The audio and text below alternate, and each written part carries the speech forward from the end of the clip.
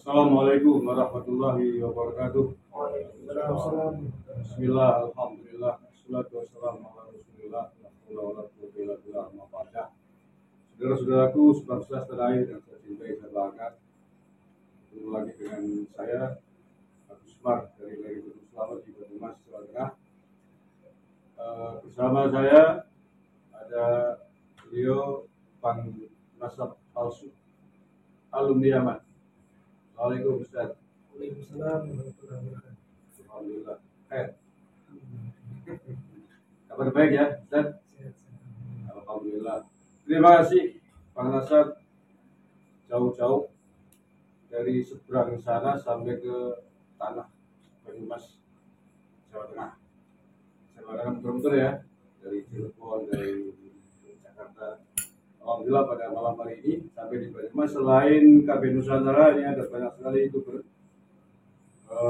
Ada dari Dian Saudara, Jagat Patara, Kerja Dunia Akhirat, KB West, terus satu lagi Jagat Lupitu dan Jablaka ya, Laka Sudah Jalakan dan yang lain.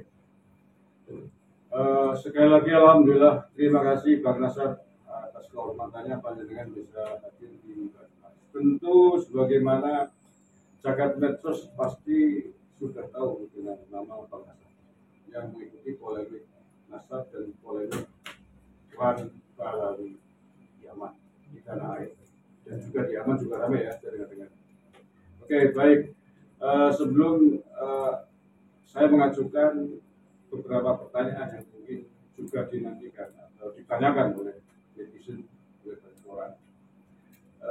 Bang Nasar di Yaman berapa tahun? Oke. Dalam rangka belajar ya, kuliah di sana. Perlu disebutin nggak kampus dari? Nggak usah. Oke, Pak Nasab, kita semua tahu di tanah air isu Nasab, isu Balawi, polemik Balawi yang berawal dari polemik Nasab. Polemiknya kan berkembang, tidak hanya persoalan Nasab, persoalan bicara, persoalan DNA dan lain sebagainya, itu sudah 2 tahun lebih dan sampai hari ini telah di Indonesia tanah air belum selesai, dan kita semua menyimpulkan bahwa polemik ini berbahaya kalau tidak segera diselesaikan. Sebelum saya masuk pada pertanyaan-pertanyaan inti, mungkin Pak Nasar bisa sedikit menceritakan tentang polemik ini di Yaman seperti apa? Apakah seramai di Indonesia atau gitu? Oke, Bismillahirrahmanirrahim. Alhamdulillah, wassalatu wassalamu ala asyrofil anbiya'i wal mursalin, nabiyina Muhammad wa ala alihi wa ashabihi ajma'in. Amma ba'd. Memang di Yaman itu adalah negara tempat asalnya Habib-Habib yang ada di Indonesia. Akan tetapi, apakah di Yaman seramai di Indonesia? Jawabannya adalah tidak seperti di Indonesia. Memang ramai, hanya beberapa segelintir orang, yaitu dari ahli sejarahnya saja, yang coba-coba untuk melihat-lihat lagi tentang Ba'alawi ini, karena mereka juga ingin membantu teman-teman di Indonesia. Terus yang kedua, karena memang di Yaman itu Ba'alawi tidak seagresif dawernya seperti di Indonesia, makanya permasalahan membicarakan nama mereka juga tidak terlalu ramai seperti di Indonesia. Kalau di Indonesia kan memang ramai sekali dawernya, terus bikin masalah, tuduhan palsu, terus juga merubah sejarah orang, mengklaim orang. Makanya yang menjadi masalah, makanya di Indonesia ramai sebesar ini. Itu yang saya pahami terus. Gitu ya. Jadi tidak seramai, semasyhur, seterkenal, seheboh di Indonesia di Yaman. Berarti di sana Balawi Yaman bukan sebagai sebuah klan kelompok yang istimewa, gitu. Bukan. Mungkin bisa digambarkan. Jadi di Yaman itu teman-teman, yang saya pahami selama ini berdiri sama tinggi, duduk sama rendah di sana itu. Karena sangat banyak kabilah di Yaman itu yang lebih terhormat daripada pahlawan itu sendiri, yang lebih terpandang. Di antaranya kan yang terpandang di Yaman itu kan seperti kabilah Al-Kathiri yang pecahannya bin Tolib dan yang lainnya itu kan memang kabilah perang, kabilah yang memang disegani di Hadramaut itu sendiri ya. Ya. Jadi tidak benar kalau ada yang mengatakan di Yaman itu mereka itu sangat mutabar, sohro, terkenal seperti yang ada di Indonesia. Seperti itu. Oke, Dan. Kemudian saya mencatat beberapa pertanyaan. Oke, selain secara umum tadi dijelaskan oleh Pak Nasar tidak semasuk sebagaimana di Indonesia. Salah satu tokoh yang sering diagung-agungkan oleh Balawi Yaman di Indonesia itu adalah yang namanya Faqih Al-Muqaddam. Ini menurut Ustadz bagaimana, apakah di sana juga surah wali kayak di Indonesia? Jadi gini ya teman-teman, Gus, saya itu memang beberapa minggu saya fokus tentang tokoh yang bernama Faqih Al-Muqaddam ini. Banyak sekali tempat-tempat daerah yang saya datangi, seperti Aden, Mutalla, Dole, terus juga Taiz. Saya datang-datangi kota Hadramaut ini yang menurut saya adalah kota yang besar. Apalagi Aden sekarang kan jadi ibu kotanya Janub. Kan pecah menjadi dua sekarang, Janub sama Shimal. Barang sahabat. Karena peperangan saudara ini yang terjadi di Yaman. Terus yang kedua, bahwasanya beberapa kali saya tanya orang-orang Yaman tentang Faqih Al-Muqaddam, itu tidak ada yang kenal. Ya karena sudah banyak ya di live, di video waktu di TikTok kan saya live, saya tanya langsung kepada orang-orang Yaman di daerah-daerah yang besar ya. Yaman Selatan atau Yaman Utara? Yaman Selatan. Selatan. Tidak ada yang kenal Faqih Al-Muqaddam. Tidak ada yang kenal. Serius itu? Serius. Padahal di sini kan begitu diagungkan. Iya. Seperti ya semua orang tahu lah. Khususnya di kalangan Nahdien itu ditonjolkannya gitu lah, yang sampai digambarkan bisa 10 kali. Di sana nggak seperti itu. Nggak seperti itu. Kita nanya ke orang-orang Yaman ya, seperti di Aden saya tanya tentang Faqih Al-Muqaddam, itu nggak ada yang kenal. Tidak ada yang tahu tentang siapa Faqih Al-Muqaddam. Jangankan orangnya, kuburannya pun di Yaman itu tidak tahu di mana yang benar. Serius itu. Serius. Faqih Al-Muqaddam. Iya. Karena dia kan punya kuburan dua, ada di Sehun, ada di Hadramaut, ada di di Tarim. Jadi mana yang benar itu sebenarnya Faqih Al-Muqaddam itu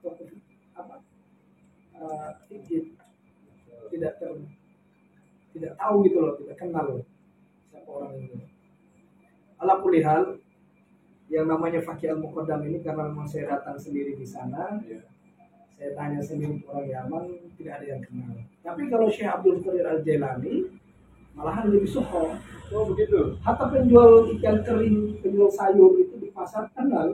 Iya Pak ya. Iya, Syekh Abdul Qadir Al-Jailani kalau ditanya mereka kenal. Biasa ya. Tapi tidak hanya di Indonesia ya, tidak hanya di Indonesia, di sana juga terkenal. Jadi berkaitan dengan Faqih Al-Muqaddam ini kan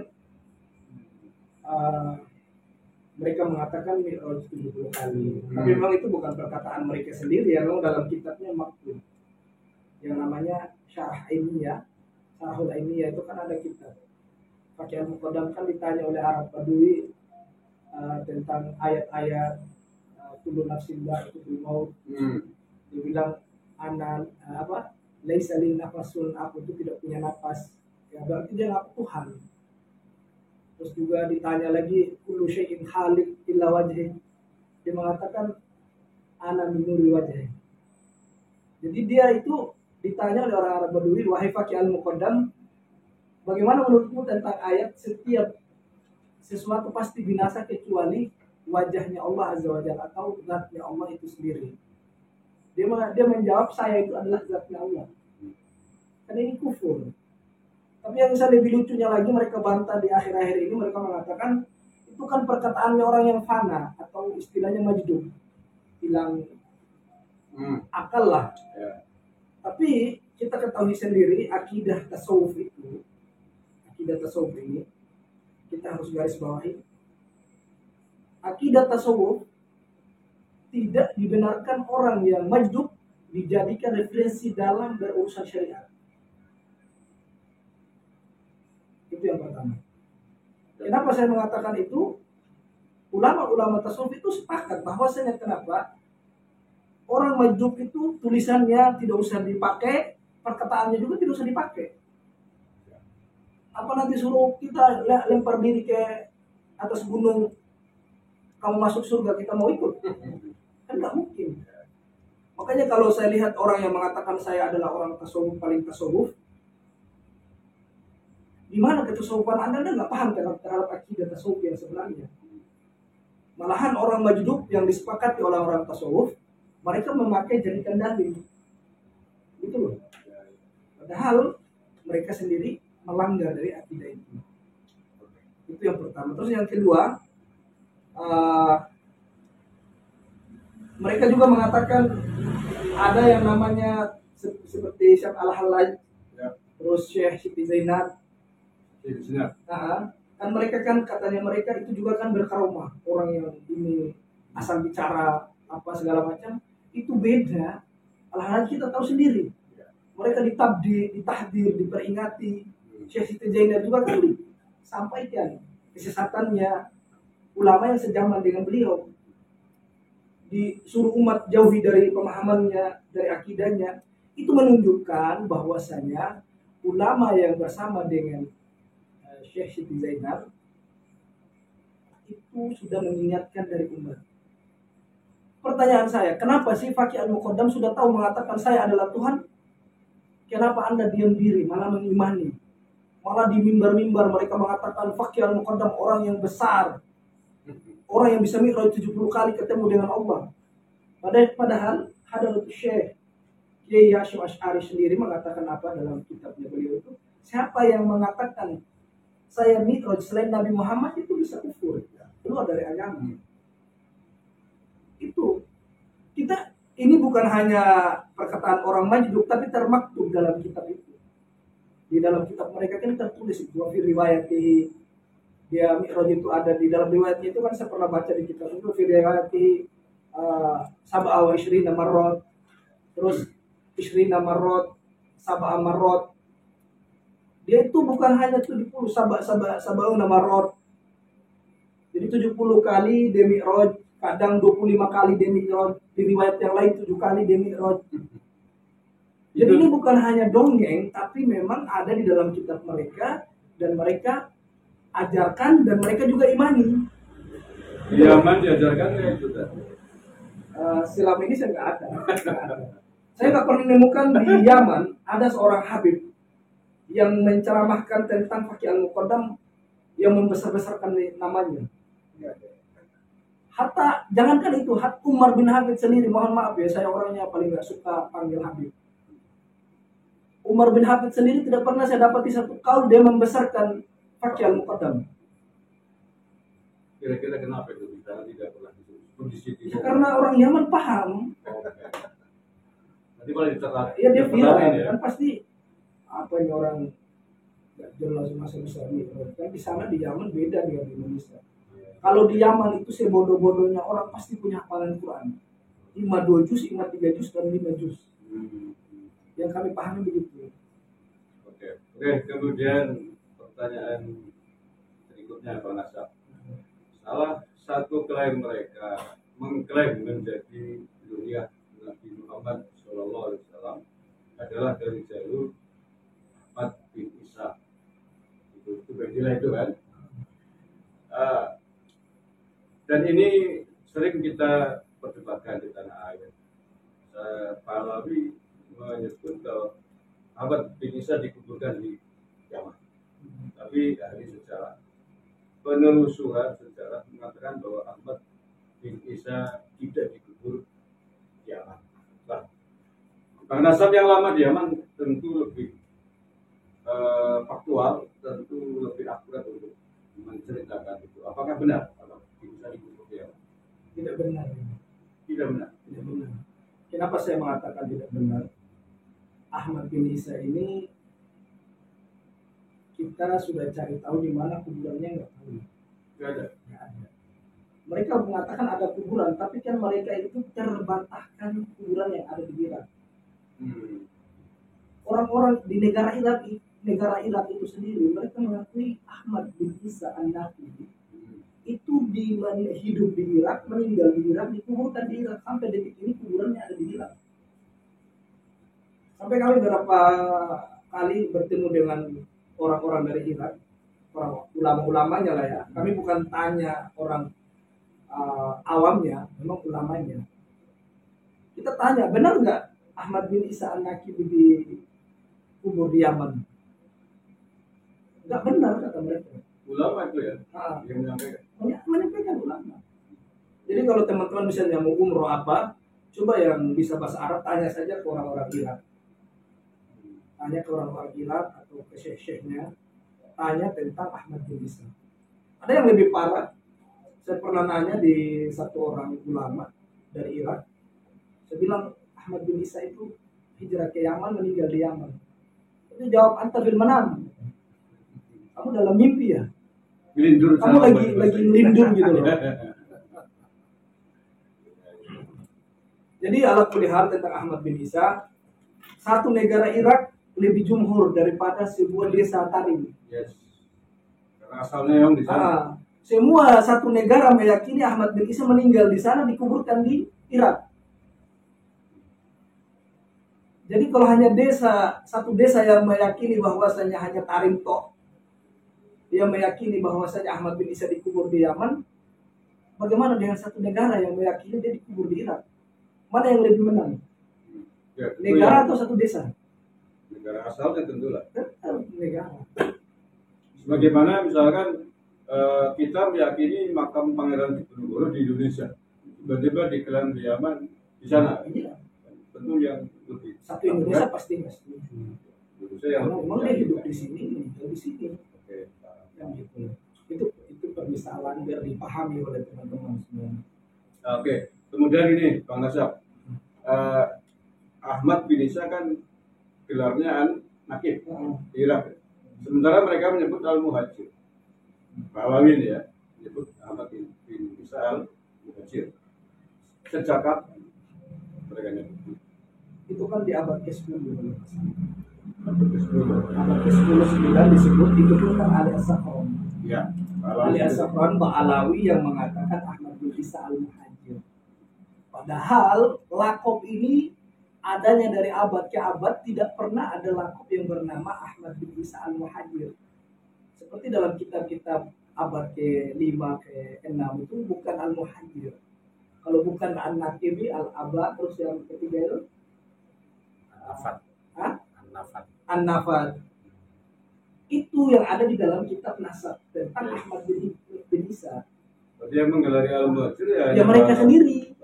Ya. Mereka sendiri yang menggelari Al-Muhajir. Sebagai pembenaran bahwa Ahmad bin Isa hijrah ke Yaman begitu ya. Gitu.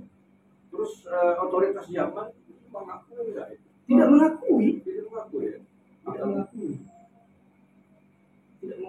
Dan tidak ada yang kenal, yang tahu juga lah tentang Ahmad bin Isa ada di Yaman. Tapi kok pede banget ya begitu lah. Soalnya gini loh. Dulu ada nakoba di Yaman itu ada cuma 2 nakoba. Ada Bani Hashim dan Al-Hasani. Ba'alawi, sebagian Ba'alawi itu masuk ke nakoba Bani Hashim. Itu ahli tarikh. Saya kalau di Yaman dibolehkan untuk video orang-orang yang saya tanyakan ke ahli sejarah, itu sudah lengkap dari Yaman. Gitu. Jadi kita tanya tentang ahli sejarah tentang bahwasanya Ba'alawi ini dulu memang mereka ngakunya Bani Hashim. Tapi kan orang-orang Bawajir ini tidak setuju karena tidak berhajar ke Bawajir mereka. Tidak tahu akar pohonnya, cabang pohon dari mana gitu. Makanya di tahun apa itu saya lupa, mereka itu keluar dari Bawajir jadilah Alawiyah. Atau di sana pun nggak ada nakobanya. Nggak ada nakobanya.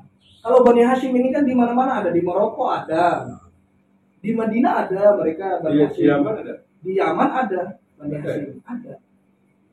Jadi beberapa nakoba mereka punya di seluruh Indonesia, di seluruh dunia gitu loh. Jadi kalau dibilang bahwasanya Ba'alawi ada nakoba, ya kan mereka baru-baru keluar dari Bani Hashim. Jadi otoritas negara resmi Yaman ada di sana ya, nakoba resmi Said Bani Hashim. Ada. Mereka ada. Dan mereka ada rumah besar malahan. Rumah besar mereka itu adanya di Kuil Bawazir. Itu diakui oleh negara. Diakui. Kemudian nakoba ini mengakui nggak nasab Ba'alawi sebagai lurah?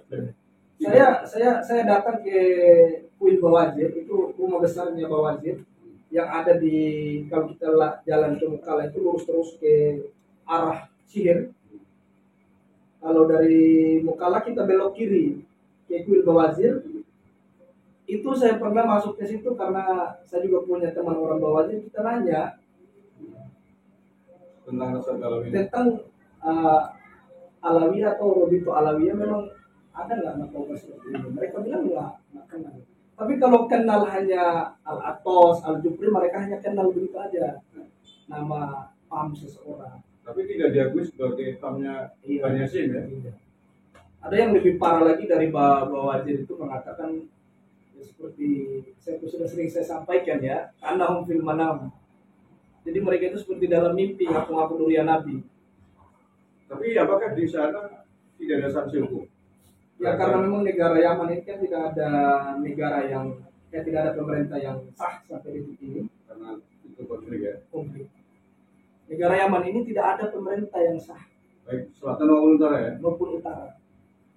Masih di atas ambang-ambang pemerintahnya. Apalagi sekarang Janub ini kan diambil oleh 7 kabilah yang kuat. Dan itu tidak ada sama sekali Ba'alawi yang masuk di situ.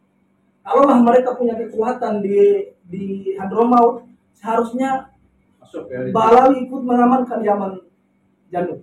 Tapi nyatanya enggak. Malahan dari kabilah Al-Kathiri, terus kabilah-kabilah lain, kabilah-kabilah besar yang menjadi pemimpin sekarang ini ada di Janub. Dan Ba'alawi tidak tercampur di situ. Mas Wari ini kan sedang dibombardir oleh Amerika itu. Makanya kemarin saya bilang, kenapa para Ba'alawi nggak pergi ke Yaman mengamankan tanah leluhur asal-usul nenek moyang? Tambah mereka di Yaman aja. Makanya saya juga lucu ya. Saya pernah dengar si novel ya. Novel ya. Al-Ketepus. Itu kan pernah mengatakan selama ada Habib di dalam satu negeri itu negara nggak akan pernah perang. Aman katanya kan. Pertanyaan saya, kalau katanya Ahmad Ubaidillah lahir di Hadramaut. Terus Nabi mereka Umar bin Khattab ada di Hadramaut. Kenapa Yaman dibombardir terus? Negara yang tidak pernah aman sampai hari ini.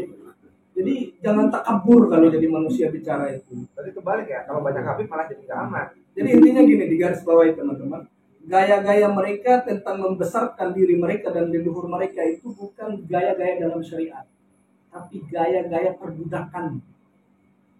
Biar orang lain bisa sembah mereka punya leluhur karena dengan cerita-cerita kebodohan yang mereka lakukan. Itu yang paling mereka cari. Dan celakanya di Indonesia banyak yang mau dibodohin. Jadi begitu air ditiup aja dibayar ratusan ribu. Seperti hal karoma kan.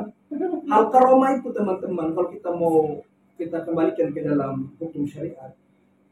Orang Allah Azza wa Jalla memberikan karoma kepada wali seperti Ashabul Kahfi itu kan orang soleh. 300 tahun mereka tidur di dalam gua. Tapi Allah tidak sebutkan nama-nama mereka. Karena memang karomah itu datangnya dari Allah Azza wa Jalla mutlak. Untuk hambanya yang bertauhid dan orang soleh. Tapi kalau karomahnya Ba'alawi yang mereka gaung-gaungkan selama ini adalah karomah perbudakan. Mereka sebutin leluhur mereka, kakek mereka, eyang mereka begini dan begini. Itu kan karomah perbudakan. Ya kalau benar. Itu loh. Itu pun kalau benar. Faktanya orang Yaman sendiri gak kenal dengan Fakih al-Muqad. Kan begitu.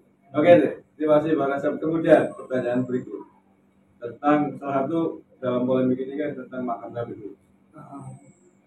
Gimana dia tentang makam Nabi Hud ini? Apakah sesuai dengan sejarah yang ada sebenarnya atau bagaimana? Makam Nabi Hud, ada satu orang ya, sudah tua sekali yang kami pernah temui di Tarim. Orang ini pernah membuat kubah masjid yang dekat dengan lembah yang dijadikan kuburan Nabi Hud sekarang ini. Itu dia bersumpah di depan kami, wa uqsim billah wa rabbul Ka'bah. Selama saya membangun kubah itu, saya tidak pernah tahu kalau ada di lembah itu ada kuburan Nabi. Itu yang digarisbawahi. Orangnya sudah tua. Selama kami membangun masjid dan kubahnya masjid itu yang ada di bawah lembah ini yang dijadikan kuburan itu, kami tidak pernah tahu kalau ada kuburan Nabi di sini. Ternyata kuburan Nabi ini teman-teman bukan diyakini dengan ilmu sejarah, dengan ilmu penglihatan, dan juga dengan ilmu kitab nasab lah, sejarah lah. Jadi menetapkan kuburannya Nabi Hud itu dengan mimpinya yang bernama Abu Bakar bin Salim. Ini kuburannya beliau ini. Saya tunjukkan biar teman-teman melek ya.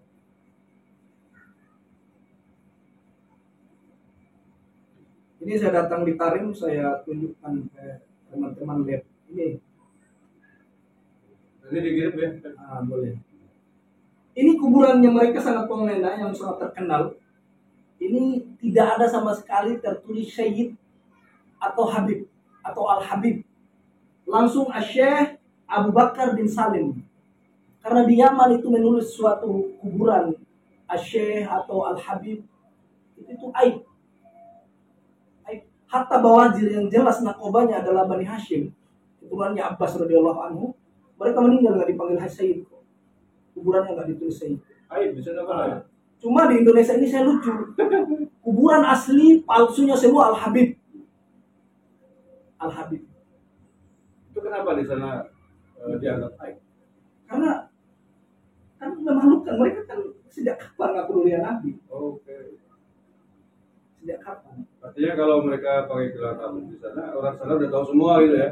Makanya orang Yaman, saya wawancarai orang Yaman itu, mereka itu bukan orang benar, itu mereka orang Syiah. Mereka itu keturunan Fatimiyah yang pernah hancur, dihancurkan oleh siapa dulu? Berkuasanya Utsmaniyah itu, Islam Utsmaniyah. Ya, dinasti Fatimiyah itu. Dinasti Fatimiyah yang ngaku-ngaku mulia Nabi itu. Terbawalah sampai di Yaman. Gitu. Di Yaman sendiri nggak keluar, kalau malu. Malu. Karena tahu boroknya mereka. Indonesia malah disumpah-sumpah dicium kakinya. Lengop. Makanya ini teman-teman, seperti contohnya ini ya. Contohnya di kuburan ini, di Jambal ini. Ini kan saya datangi di kuburan leluhur mereka. Ini semua kuburan ini saya baca tulisan nggak ada Al-Habib atau Sayyid. Yang begini banyak kuburan. Dan yang lebih lucunya lagi kalau nggak ada orang Indonesia dengan orang Malaysia atau negara-negara lain, selfie aja kuburannya. Makanya kalau ada orang-orang yang datang umroh itu ya, lewat Tarim, yang perempuan campur dengan laki-laki apa itu, orang Yaman itu kadang bilang begini sama dia, "Malakum ya akhi." Ada apa nih? Mana ada Indonesia? Ada apa sih dengan orang Indonesia ini katanya? Jadi kita dilihat itu kayak orang yang aneh, yang lucu gitu loh. Kita datang jauh-jauh dari Indonesia berziarah ke leluhur mereka, ke kuburan sana, itu orang Yaman sendiri tuh ada apa sih dengan kalian ini gitu loh. Jadi itu sebenarnya saya malu kan, karena dengar sendiri omongan mereka. Heran ya? Heran. Kata mereka yang lebih utama itu kakek kalian, orang tua kalian, ibu kalian, nenek kalian, ziarahi. Ngapain ke sini gitu loh. Apalagi makam itu makam palsu kan? Iya. Apalagi belum jelas apa mereka durian Nabi apa enggak. Itu kan jadi saya garis bawahi di sini, teman-teman yang di Nusantara, cobalah terbuka otak-otak kalian, pikirannya itu di apalagi cuma sekolah jadi pelajar punya kecerdasan. Karena orang Nusantara tuh orang cerdas. Masa kita nggak gunakan kecerdasan malah datang ke sana di tempat orang gitu. Atau jangan-jangan mungkin ada unsur sihir. Wallahu a'lam. Orang-orang Indonesia disihir oleh tuliskan berkayangan nyaman mungkin. Bisa jadi itu. Iya. Ada yang lebih parah lagi tuh teman-teman. Mereka itu menganggap sekarang di kuburan Jambal itu menuju ke Ahmad Al-Haddad. Itu di jalan itu seperti jalan-jalan menuju surga. Usul. Nah, makanya si Syekh ini, Habib Syekh, nama aslinya siapa sih? Saya paling nggak suka panggil mereka Habib. Dul Qadir. Hah? Dul Qadir. Dul Qadir ya? Dul Qadir Sekam. Dul Qadir Asegab itu Kaki kan Dul ngomong. Qadir. Kakek tegak. Dia ajari jemaahnya di dalam kuburan di situ. Kalau habis dari sini kita menuju ke jalan menuju kuburannya Ahmad Al-Haddad, itu seperti menuju ke jalan-jalan surga. Sama Firdaus lah ya. Kan ngaco yang begini nih. Itu Slogan yang baik. Jadi di Madinah ada yang namanya Raudhatun min Riyadil Jannah, di Tarim ada yang namanya Thoriqul Jannah. Jadi mereka cari saingan, dibikin saingan sebagus mungkin biar orang itu sembari luhur mereka gitu. Oke, kemudian bahas ini semakin banyak membuka mata kita gitu ya. Sampai kita goblok, lengop sekali orang-orang Nusantara di Lombok ini nampak, tapi Yahudi Yaman itu di sana nggak ada apa-apanya dulu mereka. Pantas kalau orang Yaman asli kemudian terheran-heran ngapain orang Indonesia pada nangis-nangis ya di Yaman. Beliau saksi mata. Akurat sekali apa yang beliau ceritakan. Kemudian pertanyaan berikutnya, Bang Gasa. Di antara yang ramai juga tentang fenomena katanya di Yaman, di Tarim sana ada toa. Di Masjid Balawi kan? Gimana itu fakta sebenarnya? Memang tawaf ini seperti kayak tawaf Ka'bah. Ada tempat mulainya dan ada tempat mengakhirnya. Di Balawi yang Iya. mempromotor Itu tulis saja judulnya di YouTube, tawaf di Tarim. Keluar itu. Jadi kelompok Balawi itu kan? Balawi. Ada yang begitu. Ada. Ada di sana lagi yang lebih parahnya itu, yang saya lihat, yang saya tahu itu ada bekas minumannya Nabi gelas. Jadi mereka mengatakan Nabi pernah datang ke Tarim, minum air dan gelasnya mereka Nabi lupa di situ dan sekarang gelas itu dijadikan termasuk tempat dan harofat juga. Tapi nasar cara-cara. Fenomena ya. Yang jadi pertanyaan saya, kalau memang Nabi pernah datang ke Yaman, kenapa Wais Al-Qurni nggak jadi sahabat? Ya, kan asal zaman ya. Wais Al-Qurni kan pengen ketemu Nabi, tapi dia harus ngurusin ibunya. Ya. Makanya Nabi SAW memerintahkan Umar, nanti kalau ada seorang laki-laki datang dari Yaman, namanya Wais Al-Qurni, disebutkan ciri-cirinya, minta doa sama dia. Sampai di Mekah, Umar pun tanya, mana kabilah dari Yaman, apakah ada yang pernah Wais Al-Qurni kalian, segala macam lah. Ala kulli hal, di sini yang saya paling jadikan poin adalah bahwasanya kalau memang Nabi pernah datang minum air di Tarim, kenapa orang-orang yang seperti Wais Al-Qurni tidak jadi sahabat, malah jadi tabiin sampai detik ini? Terus Al-Qurni bukan Balawi kan? Bukan. Jangan-jangan lama-lama dibilang dari Balawi. Jadi terbantahkan, dan kami juga lihat sendiri apa yang mereka lakukan. Dan di Tarim itu lengkap teman-teman. Ada tiang masjid yang bisa bicara, ada tembok kehamilan, kuburan kehamilan. Ini ada kuburannya ini, saya tunjukin teman-teman. Kuburannya siapa itu? Ini kuburannya Habib juga, Alawi. Jadi Tokoh kurapan berarti ya. dua kuburan ini, kalau misalnya istri kita tidak bisa hamil, kita datang doa atau gosok-gosokin perut di sini langsung puting. Nanti yang lahir itu anak-anak dongeng. Dua kuburan di depan saya ini. Itu pernah dibuktikan apa enggak? Iya, jadi kalau teman-teman nanti mau nikah lagi punya istri terakhir mungkin karena faktor tua nggak bisa hamil, datangkan aja ke sini, nanti bisa hamil. Nanti anaknya ya orang Yaman ya. Biar dia besarnya jadi tukang dongeng. Biasanya selama ini yang saya lihat kan orang walaupun S2 belajar di luar karena bergaul sama dia jadi tukang dongeng. Gitu. Di Yaman tidak ada aspal lah segala macam. Kalau bahasa orang Banyumas, tukang dongeng itu sama dengan lubuk. Itu dan tengok. Itu bus. Dan Bruce. Allah ya kali. Secara Bang Nasab kan akademisi, alumni perguruan tinggi di Yaman. Kalau dari sisi atau aspek sejarah resmi lah ya, faktual berdasarkan informasi yang apa ada nggak sih, ada jejak sejarah nggak sih bahwa Nabi pernah ke Yaman ditemukan? Tidak pernah. Tidak ada. Tidak pernah. Kita tidak mau membahas ini ya tentang Nabi pernah ke Yaman atau enggak, karena sudah jelas di dalam hadis, di dalam sirah, kan di dalam sirah Nabawiyah itu kan tertulis Nabi pernah kemana, dia pernah ke Taif, pernah ke sini kan tertulis semua. Tidak. Apa ya ulama-ulama sirah berdusta semua? Ya. Masa karena ada satu Ba'alawi sekelompok si cucu Yuyu yang ngaku durian Nabi mengatakan pernah hijrah ke Yaman. Kan ngaco ini. Oke, Zar. Kemudian masih ada pertanyaan lagi? Gak bosan kan? Enggak. Mumpung ada Bang Nasab di sini, biar tahu persis saksi sejarah Yaman. Ya. Walaupun bukan orang Yaman, tapi setidaknya kan pernah lama.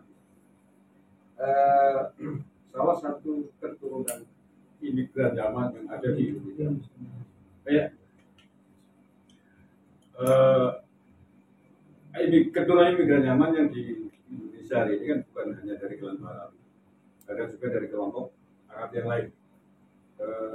Yang populer adalah Al-Irsyad. Ini kan sama-sama keturunan imigran dari Yaman.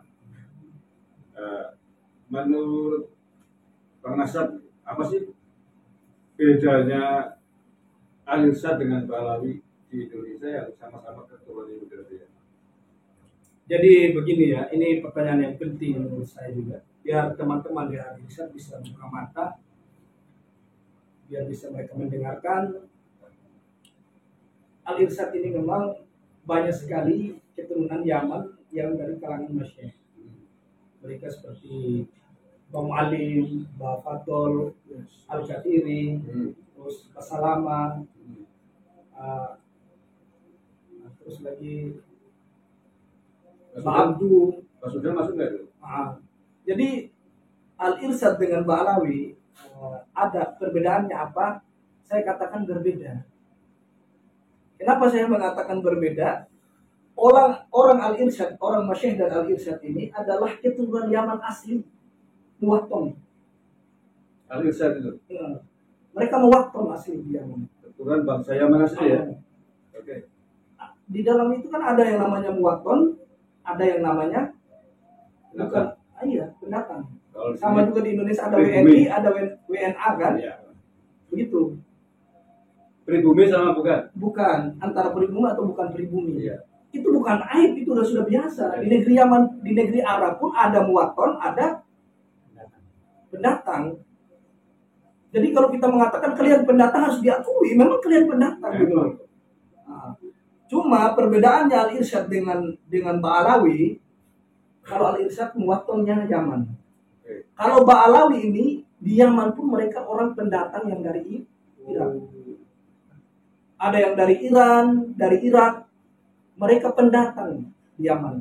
Makanya dengan kabilah Al-Kathiri itu mengatakan, mana uslub kalian, dari mana kalian asli? Mereka nggak berani, uslub kami asli Yaman. Orang Ba'alawi tidak akan pernah berani mengatakan asli nenek moyang kami dari Yaman. Di sana ya? Iya.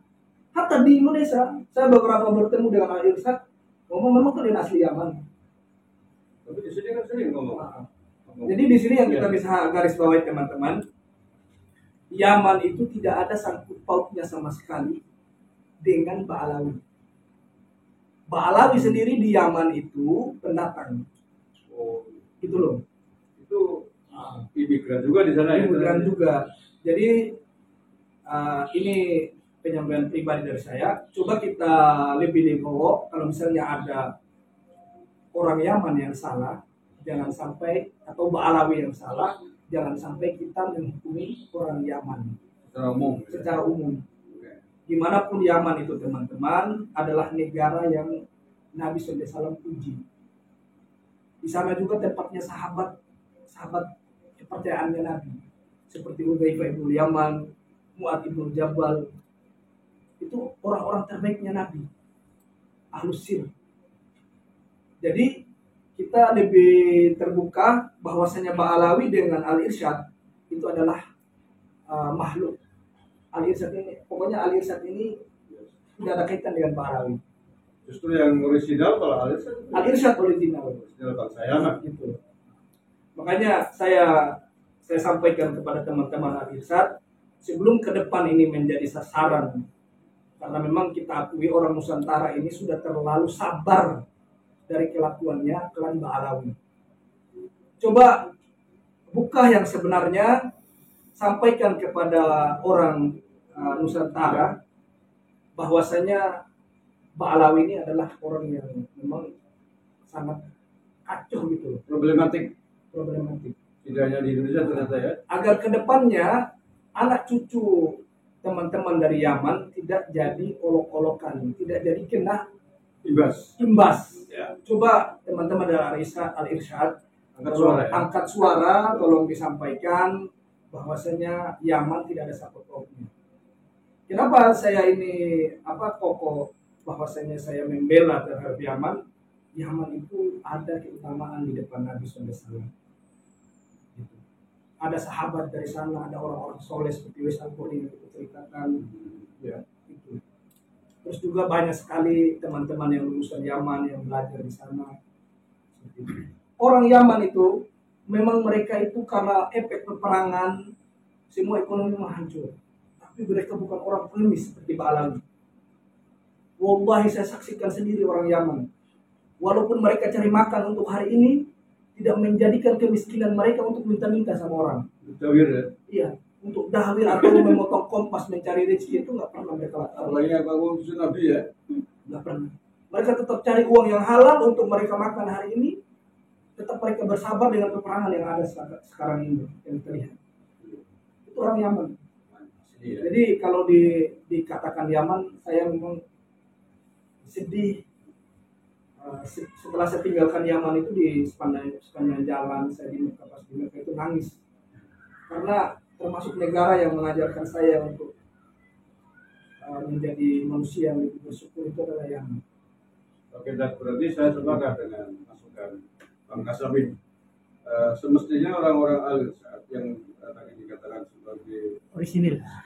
original bangsa Yaman ya mestinya harus backup agar tidak kena imbas. Sekarang orang kan tahunya bahwa ini adalah orang keturunan imigran Yaman di Indonesia kan kurang ajar semua. Ini ada satu kisah, Bos, saya sebutkan tentang antara Ba'alawi dan Al-Irsyad. Ya. Dulu itu Al-Irsyad pernah bergabung dengan Ba'alawi, satu bendera. Sebelum NU juga Ya, diciptakan. Kan Ba'alawi kan organisasi pertama, kita akui itu. Al-Irsyad dengan Ba'alawi pecahnya itu di Bondowoso. Saya tahu persis. Atau di Pasuruan atau di Bondowoso, wallahu alam. Ala kulli hal, saya pernah baca sejarahnya di dalam kitab tentang antara Ba'alawi dan Al-Irsyad. Saya lupa nama judulnya itu. Orang-orang Al-Irsyad atau yang dibilang watonnya Yaman yang datang ke Indonesia, itu mereka ikut Sumpah Pemuda, ikut dalam bagaimana memajukan Indonesia. Ketika diminta untuk bersama-sama dari Ba'alawi, kata orang Ba'alawi apa? Kayak orang Irsyad. Kasta kita lebih tinggi. Dengan klaim dunia Nabi kan. Jadi Al-Irsyad itu pecahnya gara-gara masalah dulu di musola itu. Musola di Bondowoso itu. Al-Irsyad itu pernah mau diserang oleh Ba'alawi. Ini saya nggak akan cerita framing atau ngawur. Itu ada di dalam kitab tertulis. Berdarah dingin di Bondowoso. Dulu itu Ba'alawi pernah mau menyerang Al-Irsyad. di dalam masjidnya karena orang-orang Al-Irsyad. Terus ada satu komando di dalam masjid itu mengatakan nanti merayap semua ke tembok. Kan orang Ba'ala dulu kan pakai obor. Itu dalam kitab menceritakan pakai obor di dalam masjid itu, belum ada listrik lah ya. Jadi ketika Ba'alawi mau nyerang orang Al-Irsyad, karena ada komando di dalam masjid, nanti merayap semua ke tembok. Obornya dimatikan. Makanya ketika mereka masuk di dalam masjid, mereka itu saling berhantam dengan Ba'alawi sendiri, dengan teman sendiri. Jadi orang Al-Irsyad selamat. Itu pada saat Raja Itu- Hakim mungkin ya? Iya, padahal itu adalah klan yang sangat merugikan Al-Irsyad. Tapi kenapa Al-Irsyad sampai detik ini berdiam diri, tidak mau mengangkat suara, padahal masalah ini sudah sangat merugikan Yaman secara umum. Apakah nanti mau lihat anak cucu Al-Irsyad atau muwaton Al-Irsyad dijadikan bulian, diklaim bahwasanya mereka sama aja asal dari Yaman? Kayak Balawi. Makanya saya minta tolong buka suara, sampaikan ke umat bahwasanya Sebelum terlambat. muwaton Al-Irsyad itu muwaton asli orang Yaman. Al-Irsyad tidak seperti Ba'alawi. Mereka luar biasa orang Al-Irsyad yang saya dapat selama ini. Mereka pekerja, pengajar, punya toko, tidak dakwah sana sini. Yang saya dapati seperti itu.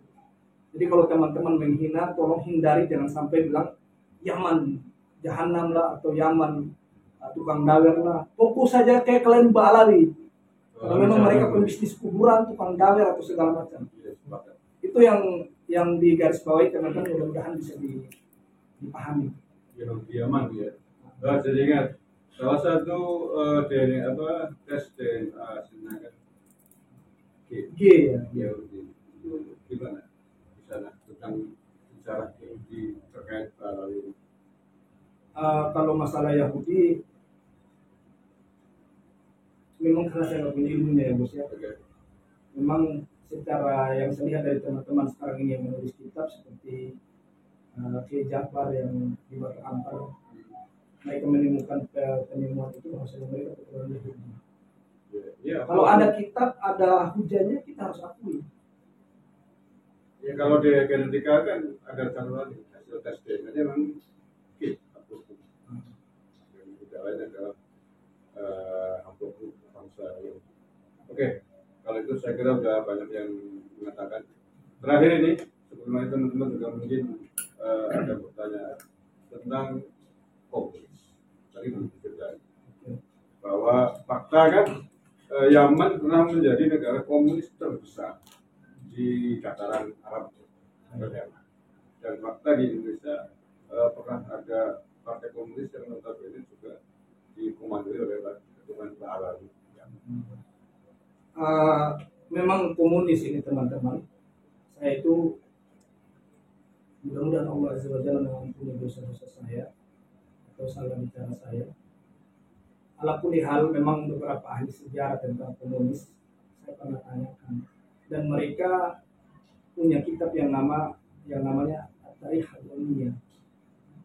Itu menceritakan semua tentang kelakuan Ba'alawi, bagaimana partai komunis itu berkuasa di Yaman Selatan, atau yang dikenal sekarang adalah Janub, atau yang mungkin di pikiran Indonesia itu Hadramaut. Itu dulu memang komunis itu pemimpinnya memang dari klan Ba'alawi. Itu presiden komunisnya namanya Ali Salim Al-Baido, wakil presidennya namanya Al-Jufri, wakil pemimpin partainya namanya Al-Atos. Ba'alawi semua ya. Itu enggak cerita bohong, memang terjadi.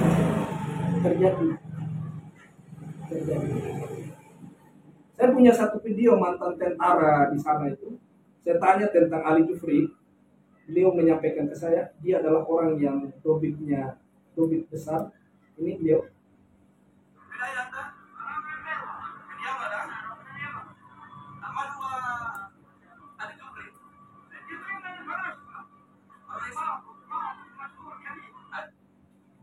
Ali Jufri minum falasi kan komunis. Masyhur, kata beliau, sangat terkenal. Ali Jufri itu adalah wakil presiden dari partai komunis sangat besar kedudukannya. Populer lah kalau di sini. Wakil ini mantan tentara. Yes. Tapi kalau di sini komunis dari komunis begitu ya. Di Indonesia kan kita ketahui ada yang namanya Dan Aidit. Aidit itu ada di Sehun. Ya. Keluarganya dia masih ada sekarang. Barokah. Namanya siapa? Ahmad Barabba. Terus Al-Munawar. ada namanya Supian Barabba. Ada namanya Al-Munawar. Ya. Al-Munawar. Soal munawar.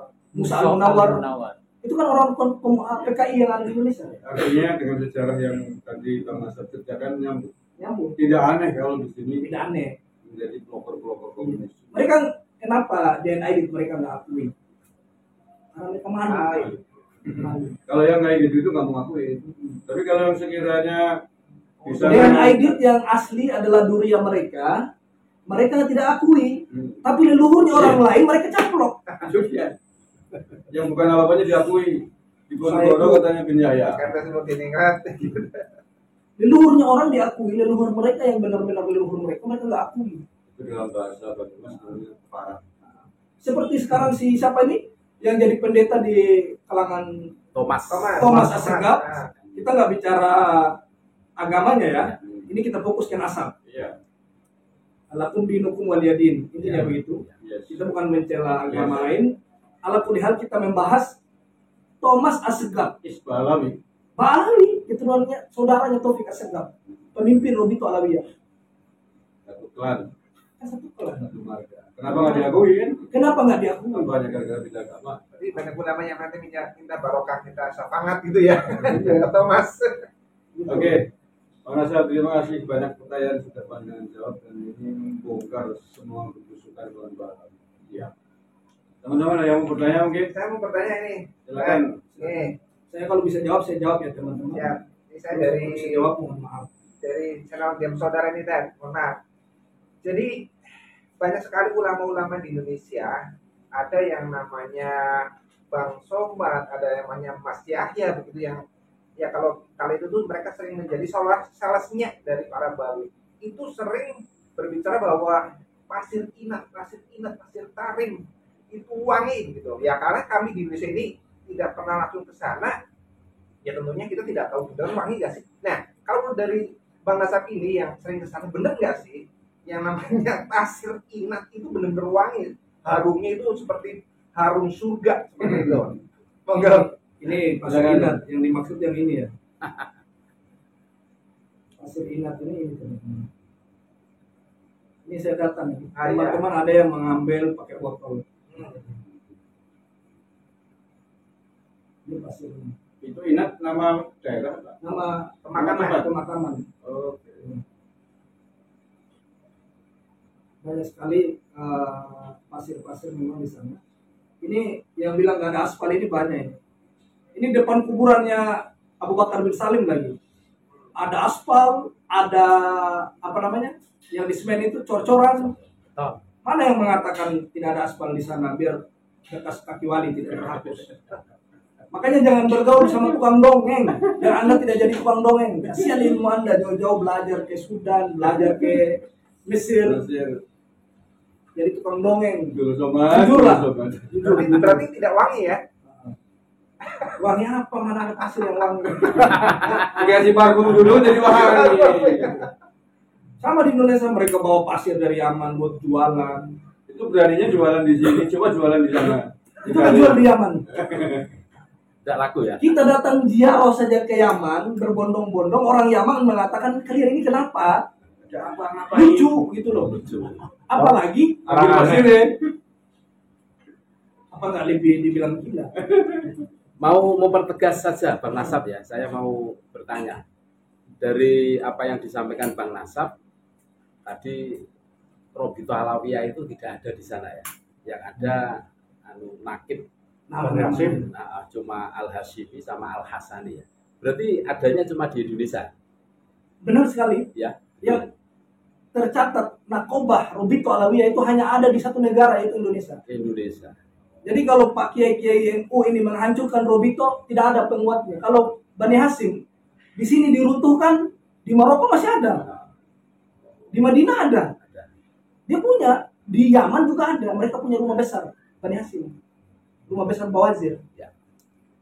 Kalau Rubito Alawiyah, saudara NU langsung mengatakan Mbak Alawi bukan durian Nabi, hapus itu Rubito, udah harusnya hilang. Berarti bubarkan saja. Bubar. Bubarkan ya. Ya kalau saya sih Bubarkan. bubarkan daripada menjadi tempat kiblat pembodohan, pencucian otak, khurafat, dongeng, segala macam itu loh. ngoban. Udah, terima kasih Bang Nasab. Tambahan lagi mungkin. Kita sering menyaksikan ketika seorang dari Yaman, Umar bin Hafid, seolah-olah kalau datang ke Indonesia kan istimewa sekali. Pertanyaannya, sejauh apa keistimewaan Umar bin Hafid di Yaman itu sendiri? Apakah ketika dia datang itu memang keberadaan dia itu memang disembah-sembah oleh santri-santrinya, murid-muridnya, atau memang hanya ada di Indonesia yang seperti itu? Yang saya tahu sampai detik ini saya selama di Yaman ya, dia itu cuma hadir di pada 2 tempat di Yaman itu sendiri, di Tarim dan di Mukalla, sama di Sihir.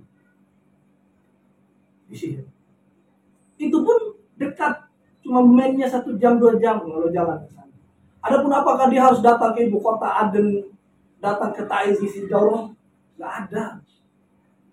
Dia datang di Sehun kemarin, kabar terbaru itu hampir meninggal, mau ditembak dia. Dan isi kajian di sana, hampir sampai detik ini nggak berani lagi ke sana. Di mana? Di Sehun. Itu sebagian mana? Sehun dulu aku mau dekat Kenapa Bandar. itu kalau muridnya? Kan Ya. di tempatnya sendiri. Ya, ini kalau masalah beliau saya Politik ya? nggak akan ceritain karena ini pasti nyawa melayang. Ini langsung lepin ya. Enggak. Pertama. Enggak, yang ada saatnya. Jadi bikin penasaran ini. Ada apa dengan Umar Al-Hafid. Al-Bin? Ala kulli hal, Umar bin Hafid sendiri, teman-teman, Tarim itu bukan seperti yang diceritakan yang ada di Indonesia. Di Tarim itu ulama Syafi'iyah dari orang-orang tertentu yang masih lurus itu banyak sekali di Tarim. Dan setiap hari mereka ingatkan Umar bin Hafid, tinggalkan hal pembodohan ini. Saya nggak bohong, wallahi banyak sekali ulama Syafi'iyah yang ada di Tarim, dekat markis, sampingan markis dengan dia. Kalau teman-teman dari Tarim mau jujur kepada Allah Azza wa Jalla, pasti kalau mereka berani pasti mereka mengatakan dia. Jadi nggak benar kalau mengatakan Tarim dikuasai oleh Umar bin Hafid. Itu bohong belaka itu. Oh, besar. Dia berkuasa hanya di markisnya, hanya sekitar situ saja. Artinya tokoh kecil ya. Bukan siapa-siapa malah. Kecamatan lah istilahnya di situ tempat dia. Hanya berkuasa di situ. Selain keluar dari beberapa ratus meter sedikit kan juga Tarim. Itu banyak yang tidak setuju dengan dia. Berkuasa dalam arti apa ini? Pengaruh kan? Otoritas keagamaan atau Dalam markisnya aja. otoritas pemerintahan? Pondok. Pondoknya, pengaruhnya ya? Pengaruhnya di situ aja. Oke. Kalau memang Ba'alawi orang yang berpengaruh, seharusnya kabilah Ba'alawi mereka ikut mengamankan Yaman Selatan. Yes. Tapi nyatanya kan klan Ba'alawi tidak punya pengaruh di Yaman. Makanya 7 kabilah dari Masyekh yang berkuasa di Yaman Selatan. Ini digaris bawahi. Kalau mereka punya berpengaruh, kalau sampai mereka mengatakan hidupnya Habib di suatu negara adalah amannya sebuah negara, nyatanya mereka nggak punya pengaruh kok di Yaman, mereka nggak dapat kepemimpinan di Yaman. Faktanya negara mereka beradu. Ya intinya negara Yaman diuji sama Allah, kita harus akui itu. Ya. Intinya Ba'alawi ini adalah orang yang bikin gaduh. Oke. Terakhir Bang Nasab. Kita kan hanya bisa berusaha seperti ini untuk membongkar kebohongan, kelegoban bangsa Ba'alawi, klan Ba'alawi. Di Indonesia sudah begitu mengakar ya.